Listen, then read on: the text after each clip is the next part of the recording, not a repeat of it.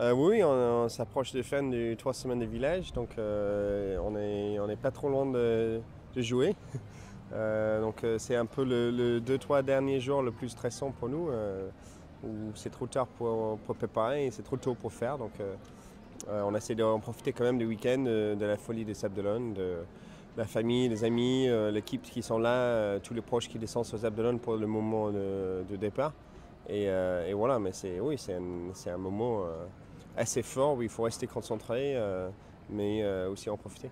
Comment tu as géré ça, ce mix entre d'une part satisfaire les amis qui viennent te voir, les sponsors, et se préserver? Est-ce que tu es content de la manière dont tu as traversé le village? Pour l'instant, ça s'est bien passé. On a hyper bien préparé ça. Si c'est avec les équipes techniques et le bateau, si c'est l'équipe gestion de projet et communication, pour être sûr que les sollicitations restent assez concises.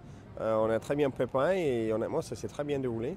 On verra si j'ai réussi à faire ça jusqu'au départ, mais j'ai aussi l'envie d'en profiter. C'est un moment assez spécial dans notre vie de prendre départ d'un Vendée Globe. Ça n'arrive pas beaucoup dans notre vie, voire qu'une fois.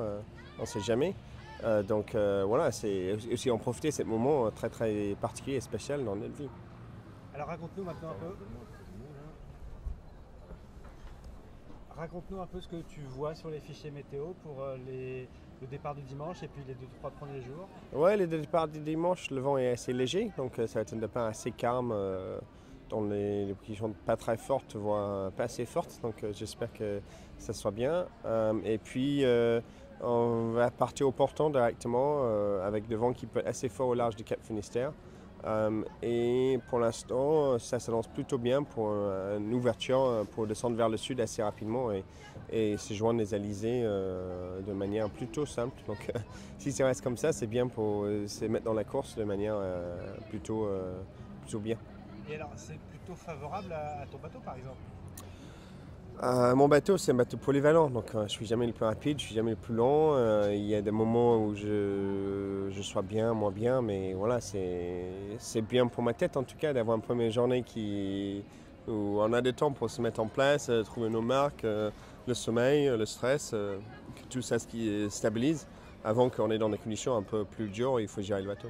Et en termes d'options, il y avait éventuellement un passage au Cap Finistère mais qui a l'air de se fermer. Ça va partir à l'ouest, hein, plutôt, j'ai l'impression. Honnêtement, en option, je regardais vraiment la météo dans un grand détail, pas du tout dans un petit détail encore parce qu'on est loin. Non, c'est juste voir la vision globale, qu'est-ce que le vent fait dans l'Atlantique, quelles sont nos options, de quoi on est sûr, de quoi on n'est pas sûr. Je ne suis pas encore dans est-ce qu'on passe à l'intérieur ou l'extérieur de DST de Finistère, on est un peu loin pour ça. Et alors en termes d'allure, évidemment commencer au portant, c'est plus agréable, mais pourquoi? Je ne suis pas sûr que c'est forcément plus agréable avec des bateaux à foil aujourd'hui. Ça gîte moins, mais et ça tape peut-être un peu moins aussi, mais ça plante aussi.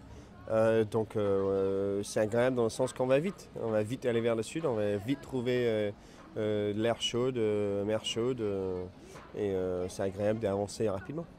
Et en termes de transition terre-mer, c'est plus facile d'être à plat que d'être gîté, non? Ah oui, les premières journées, c'est sûr que quand il n'y a pas de vent, oui, ça va être un peu plus tranquille la transition. Mais ça n'empêche pas qu'on part sur 4 jours sur un Vendée Globe tout seul, donc il ne faut pas non plus s'emballer.